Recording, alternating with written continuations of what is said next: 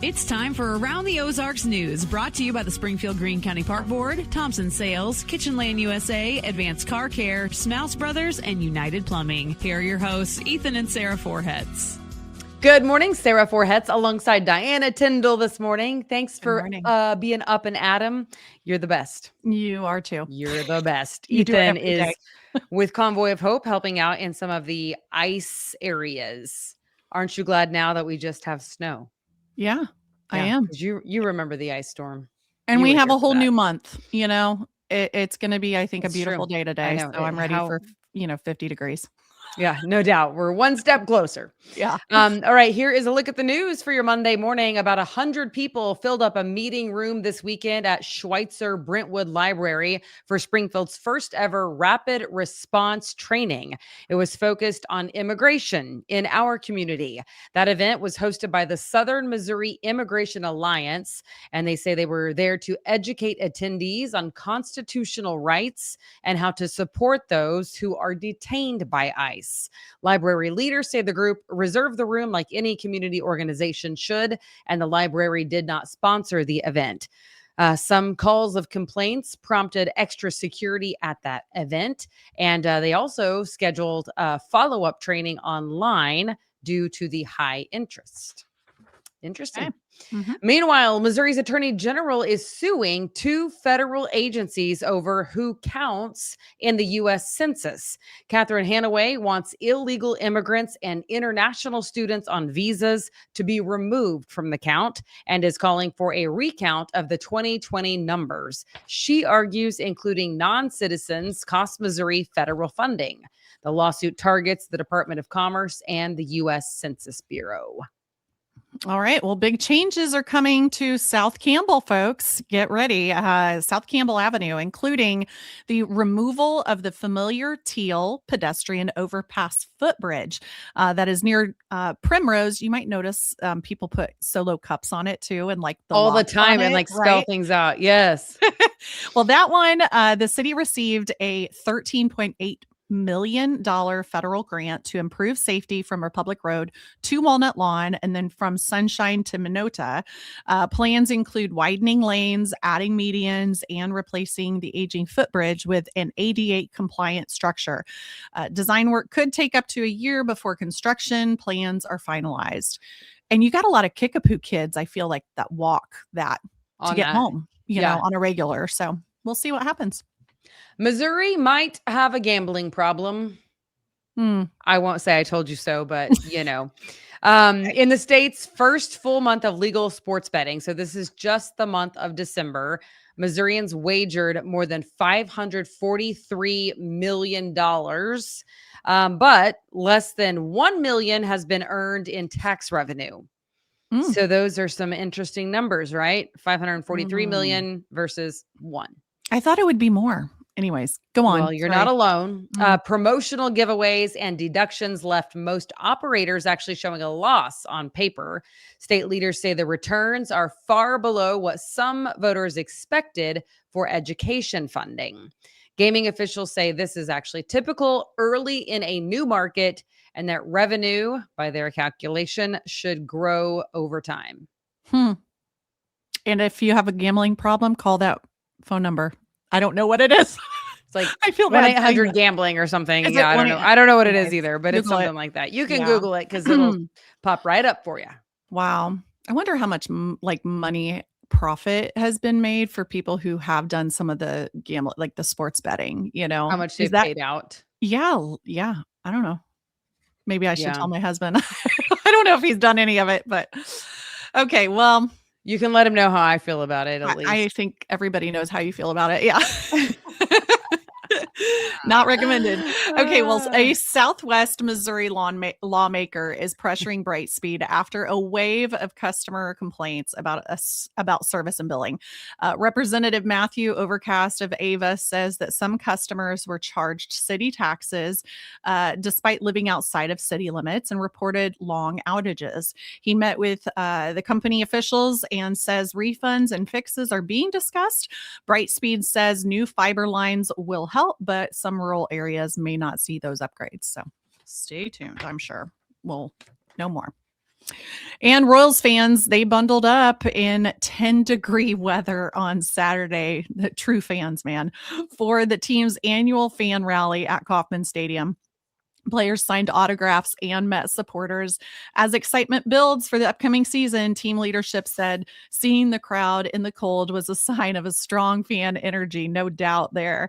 The Royals head to spring training in Arizona, which is much warmer later this month. That's kind of fun. I mean, go Royals, right? That's a loyal crowd, Yeah. clearly. Yeah. Clearly. I was on the Royals Jumbotron one time. Oh, And that's it was cool. The that kiss was like camera? no, not during the kiss camera. We had just had a baby and my husband was going and getting beverages and snacks. And that's when we were on the Jumbotron. So normally you're like, get your camera, get your phone out so you can take a picture of our picture.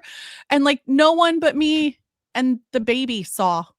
The baby didn't even know. But I was like, hey. Look how cute my kid is. Yeah. I know. I wasn't even like a big Royals fan. Sorry, folks. But it was just a funny. I'm a Cardinals fan by association. Proxy. I have to be by association. There you go. It's a must. It's a must in this household. So, okay. Congratulations to Doug Pitt. He has been named the 2026 Springfieldian by the Springfield Area Chamber of Commerce. That honor recognizes more than 3 decades of business leadership, philanthropy, and community service. He founded Care to Learn, which, of course, helps students meet basic needs so they can learn all across Missouri. He also leads multiple businesses and nonprofits. He was awarded during a presentation at the Chamber's annual meeting on Friday. So congratulations to Doug. That's so cool. He does great things for our community. I mean, that's very well deserved. I was actually, when I heard about this, I saw it on blowing up on my Facebook feed and I was surprised it was their annual membership dinner. And I was surprised he had not won before. But anyways. Yeah. I mean, they always have it's always a good pick, but yeah, you're right. Cause he's been around for so long. Yeah. I mean, and his brother's Brad. So you would think like, hey, pay attention to me too.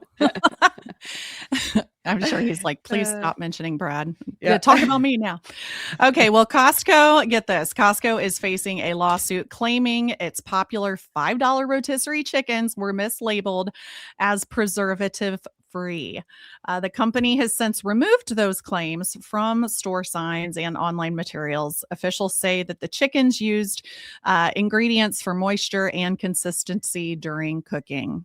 That's it. I'm out. I would get those things all the time. Well, I get them. I still get them regularly, but I never wait. Is preservative? Well, this is my question. Preservatives, is that the same thing as hormones? No, I don't think so. Yeah, no, because there ain't no way that they're hormone free. They're like this big. I mean, those things are huge. Like those birds have been on some hormones. Yeah. Oh, for sure. And I think part of it may be because Costco has them in those plastic bags and Sam's has them in those plastic containery type things. So I'm wondering if the preservative is like put in the bags maybe before. I don't know. I'm way overthinking this, but right. Okay. Well, speaking of other food, Brown Derby Deli and Marketplace, beloved here in Springfield, they have a temporary location. They temporarily moved to the Frisco building on East Chestnut Expressway, while its Glenstone location undergoes a major renovation. The deli reopened there January 30th. With some market items returning soon. The remodel will also bring in a new natural grocery partner when the Glenstone store reopens. Hours at the temporary location are Monday through Saturday from 10 to 6. And have you ever eaten at Derby Deli before? You know what's crazy? Listen, I have not. Oh my goodness. You're missing out on so much.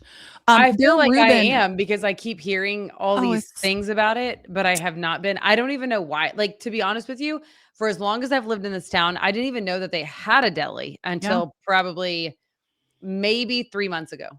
Oh my goodness. I know. Well, it's a lunch date sometime soon because it is so good. And they have the friendliest people there. They have this like slaw salad thing. I hear their Reuben is amazing. I actually saw some other people eating there over the weekend and it looked amazing. That's fun. Did they say my pleasure? No, it's not Chick-fil-A. Well, you said that they were No, friendly. I'm just No, they are asking. super friendly. I feel like it's super friendly. And when you don't know what to get, you're like, what should I get? And then they give you suggestions and they're like, have you had this? And I'm like, Yeah. oh, no, I haven't. I should try that. So it's good to see they are popping up shops somewhere. I do enjoy a waiter or waitress who will give you a recommendation. When they're like, well, I don't know. I'm like, you just lost your tip, man. I know. Or if they haven't tried I'm asking you for a tip. You give me a tip on what to get, and then I'll tip you. That's how this works. Yeah. Yeah. I waited tables for way too long, by the way. Me too. True story. Yeah. Did you? Oh my goodness. Yes. Rembrandt's. Do you remember Rembrandt's I in don't. town? That was before my time. It's where the Hula Hands is now on Glenstone and Kearney. It's part of the hotel, and I would have to wait tables and run room service. I have trauma from that. Like, hold on. Do you want to talk about it? No, not really. But okay, I was going to try to like, help you see if I could offer counsel, but I'd be like, hold on, sir. I can't refill your coffee in about 15 to 20 minutes, depending on how fast or slow the elevator is. yeah. And if people open the door for their room service. Anyways, yeah. Oh, that's funny. So I waitressed at Chili's, not here in this town, but oh yeah. Did you make good tips? I was a sizzle head. Of course I did. I was a sizzle head. Yep. Yeah, I That's had what like they the call little them? button. That's what they're called. Like you just got to work your way up. You got to prove yourself, and you too can become a sizzle head. But it was really great, actually. And I did. I actually made great tips. I made more money. In fact, this is a true story, by the way. I made more money in tips waitressing than I made in my first television job, which was not in this town either. But yes. Wow. Yeah. Well, so I took a pay cut to go into my career. The good news is the sky's the limit once you are in television, but you do have to start out making pennies. Oh man. Yeah, I have no idea what the starting pay would be. I'm sure it probably is challenging. Yeah, it was a rough go for a Oh lot my of goodness. years, especially having come from waitressing, you know. But Well, happy Monday, folks. we digress. You can make it through. When people are wondering if they should go into television, the answer is still yes, you should. It's just that and have a side hustle. There's got to be some grit and some side hustle for multiple years, and then you're fine as long as you're good. But right. But if you're not, you should stop now. It's fine for sure. All right, we'll see you tomorrow. Thanks, Diana. Bye, guys. Have a great day. Have a good one.